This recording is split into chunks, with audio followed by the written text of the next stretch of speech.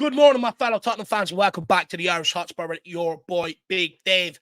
And I know it's Monday morning, and I know some people think it is the worst day of the week. However, I think for us Spurs fans, it could be the start of a very exciting week. Of course, over the weekend, reports really gathered momentum behind an Antonio Nusa deal to Tottenham, hopefully to try and get the deal done this week because of the amount of interest in the kid, with a view of loaning back. One I'm very, very excited about, and I will be having Shawnee from Spurs Talk Show on today between 1 and 2 to discuss that deal and all the other transfer news around Tottenham Hotspur.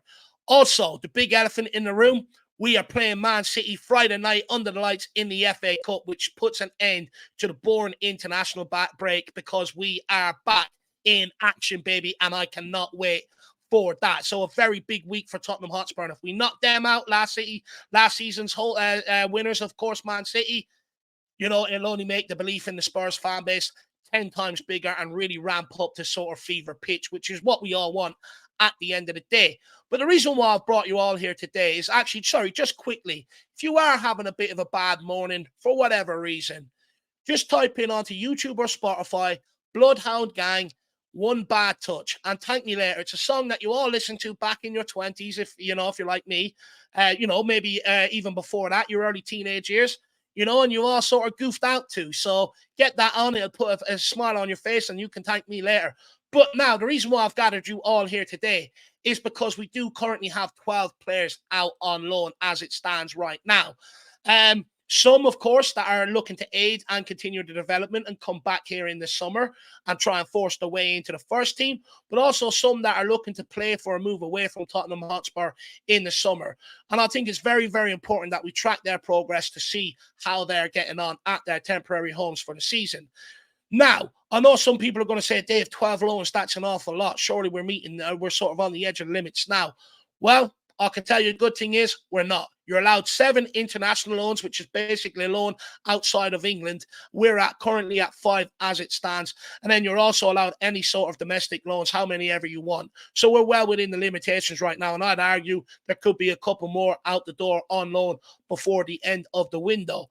But look, let's get straight into it and let's see how some of our players have got on. And the way I'm going to structure this is I'm going to start off with the players that I think have a future at Tottenham first, and then I'm going to get into the players, that are playing for a move away. And one has gone viral for all the wrong reasons, which I'm going to show you guys, and you can give me your thoughts in the comment section below on.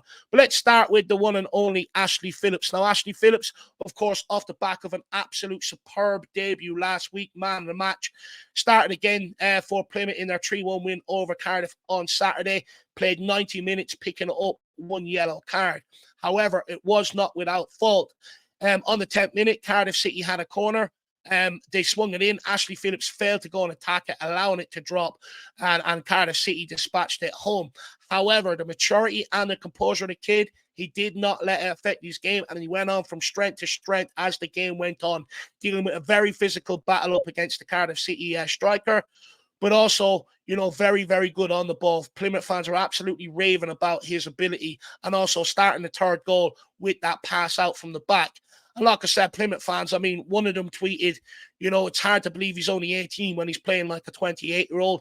And another player said, how many times I've been told never to fall in love with a love signing. And so it just goes to show how highly rated they love this kid and how well he is doing. So keep it up, Ashley Phillips. Now, moving on to the next guy is Alfie Dein, who, of course, during the week, Tottenham did exercise their right to recall him from loan from Port Vale in League One and send him out to Plymouth Argyle to join Ashley Phillips up in the Championship, which is a step up for Alfie Dein, of course.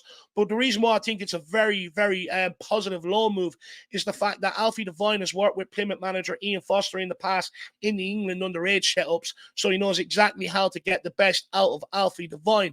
Now, he was thrust straight into action, and it was a big ask of the kid, only being there 2 days, getting used to his environment, the system, the teammates, and stuff like that.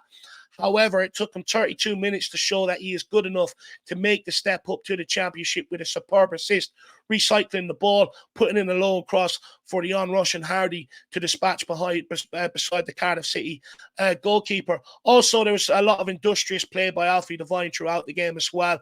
A very good debut and a lot more to come for the kid. With Foster saying after the game, with how little time he's had to settle in, it was a brilliant debut for the kid and that he thinks there's a lot more to come. So well done, Alfie Dein. And Plymouth Argyle, definitely someone to keep an eye on this year with the likes of Dein and Ashley Phillips, both there on loan. Now, moving on to two other players, and we will start with Matthew Craig at Doncaster Rovers. Of course, their game versus Bradford City was postponed due to a frozen pitch. Craig should be back in action next Saturday as Doncaster take on Stockport. It's hard to believe with all the money in the game this day and age that a frozen pitch is getting a game called off. And unfortunately, also Josh Keeley, who's on loan at Parrott, also suffered the same fate as their fixture versus Chesterfield was called off due to a frozen pitch. But Keeley will be back in action Tuesday night versus Oldham Athletic. Now, the next one I'm really, really excited about, not only because he's a fellow countryman and compatriot, but he's also doing bits out in Holland right now, and that is the one and only Troy Parrott. Now, I want you guys to hear me out on how his sort of loan spell is going, and then answer the question that I'm going to ask you at the end of it in the comment section below, because I get it, right? It feels like he's been around for such a long time. However, he's only 21 years of age. He's still in that sort of development, in that growth stage, and still, I think, might have an outside chance. He, of course, bagged a goal for Excelsior Rotterdam and an assist in their 3-0 win over Heerenveen on Friday night. And his fine loan spell in Netherlands continues, as the headline said. Troy helped his team into the lead on 18 minutes as his cross was diverted home by Kuhab. Druak, of course, as you can see here, the Excelsior Rotterdam Twitter page got it wrong, but came back to give Troy Parrott credit for that assist. And then he doubled Excelsior's lead on 24 minutes as he was alive to feed off a short back pass and slot home the ball. Like I said, Troy Parrott is only 21 years of age. He's having a fine season in Holland so far, making 15 appearances with 6 goals and 3 assists to his name. He's averaging a goal involvement every 85 minutes so far this season. And it is worth noting that Parrott's contract does run out on the 30th of June in 2025, but there is an option to extend it within the club if they choose to do that by a further year.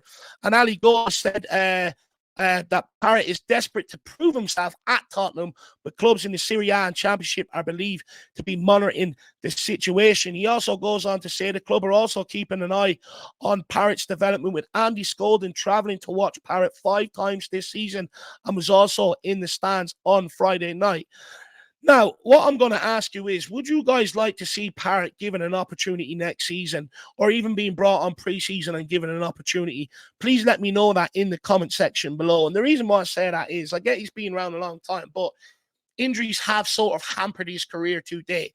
But it does look like that he is starting to put that behind him now, and he's starting to flourish in a decent enough league where we've actually bought strikers from before. And I know they weren't good enough in terms of Vincent Janssen, but Parrott is only there on loan. And Excelsior, I know some people are going to say 6 goals, 3 assists. It's not great in 15 games if he wants to come back and cut in the Premier League. But they're not a team that are gonna win titles and stuff like that. They're an average Dutch team, and he's doing very, very well there so far. So let me know in the comment section below. Would you like to see Troy Parrott maybe given that opportunity? It's very interesting to hear that Skolden is out tracking his progress. So well done, Troy Parrott, and long may that continue. Always love seeing an Irishman doing well. Now, moving on to the one and only Joe Roeder, of course, played 90 minutes in Leeds' dramatic 2-1 victory over Preston yesterday. The Preston strikers did not get any change out of Roeder all afternoon. And when Roeder was called into action, and he seemed to have 3 or 4 gears in reserve if needed.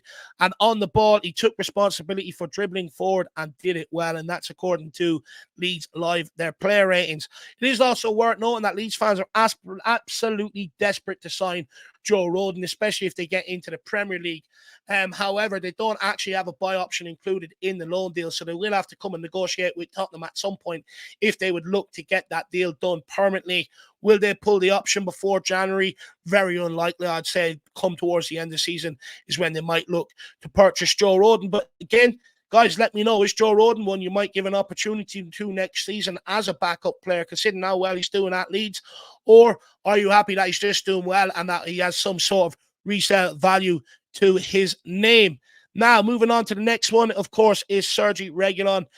He did play. He came off the bench actually for Brentford yesterday in their 3-2 win home win against Nottingham Forest, where Ivan Toney cheated. And he came on in the 74th minute. Had 22 touches, 1 touch in the opposition box, 1 shot, 67% pass accuracy, 1 pass into the final third. Ground duels won 50%, and air duels won 100%. So not a bad debut for Sergey Regulon, and let's see how he gets on at Brentford. Another good loan move for him in the Premier League. He's second, and he has to make it work. Now, moving on to the next guy, and we'll start with players that I think have, well, you say Sergey Regulon and Tanganga might not have futures, but we'll go into one player that definitely doesn't have a future at Tottenham Hotspur. Japhet Tanganga, actually, I forgot. I'll go Japhet Tanganga first. Japhet Tanganga, of course, his loan spell at Augsburg was cut short after he failed to play a single minute. And it is worth pointing out just quickly on Tanganga that it's not all his sort of fault. There was a change of manager earlier on in the season, which meant a change in formation, which meant they went from playing a 3 at the back to a 2 at the back, which meant there were 6 centre-backs fighting for 4 spots. So it was very, very, very tough for the kid. You know, I think he only made the bench once back in November. So he was recalled by Tottenham, and he has joined championship side Millwall on loan for the remainder of the season. He made his debut in a 2-0 away defeat at QPR. He came on in the 68th minute, had 26 touches in the ball, passing accuracy of 73%, and won 50% of his aerial duels. It was worth noting after the game, their manager was absolutely fuming with Millwall's backline, which probably opens it up for an opportunity for Tanganga to get in there and start the next game. Absolutely needs, by the way, after not playing any games at Augsburg. Now, the next player I am going to move on to, if you just bear with me, is Tanguy Ndombele, who has gone viral for all the wrong reasons out in Turkey. Now, Ndombele is worth noting that he's only made 11 appearances in the Super League since he arrived on loan from Tottenham, has been a constant target for criticism, with the latest once again targeting his fitness levels. On Thursday, he played 21 minutes from the bench as Galatasaray drew 1-1 at Sivasspor. Ndombele was restored to the starting lineup for the second time in 3 games as Galatasaray won 2-1 at home to Kiraspor on Monday evening, and was taken off after 64 minutes after failing to impress.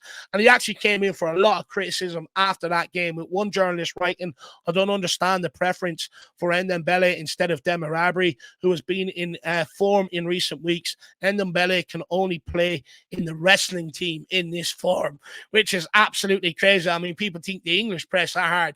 Look at what the Turkey journalist said, with another broadcast also saying, "When I look at the running distances in the match, Ndombele, who plays number 8, runs less than Nelson, who plays centre-back."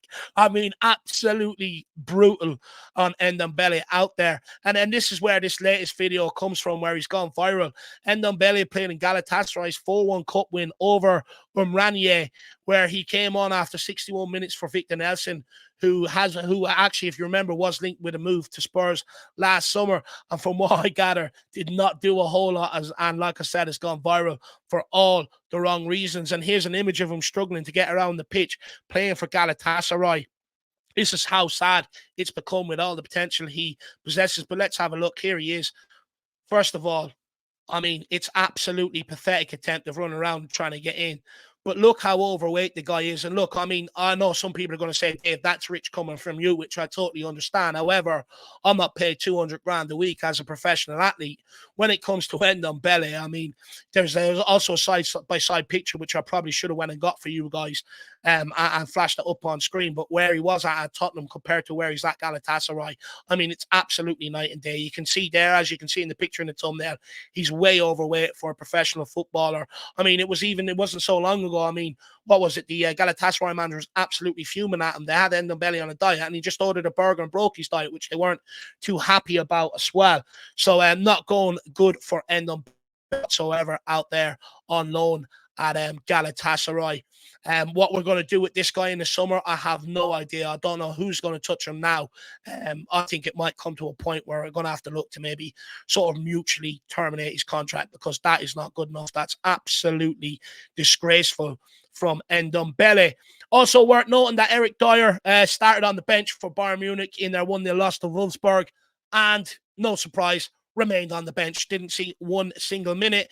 And also Jed Spence, at the time of this recording, he is playing for Genoa. He started at left wing back today, playing 90 minutes in their 2-1 win over Salernitana, and I'll update you next week on how he got on that game. Now, guys, I do put a lot of effort, a lot of research, dragging all the images and putting them together and stuff to tidy up for you guys, so that you don't have to keep clicking and all this sort of stuff all over the internet to find out what you need to know about these guys. So if you do like that and you do appreciate it, please smash that like.